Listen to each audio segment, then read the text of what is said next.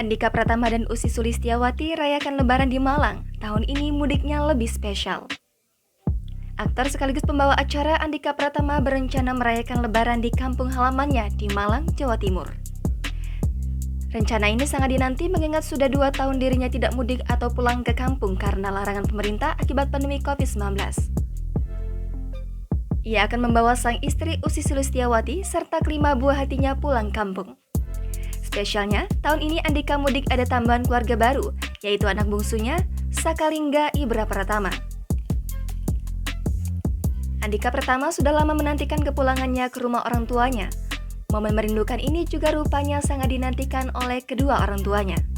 Apalagi kedua orang tuanya sudah menantikan kehadiran cucu-cucunya terutama Saka.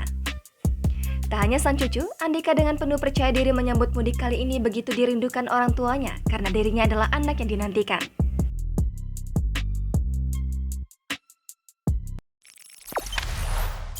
Jangan lupa subscribe, share, komen, dan like ya!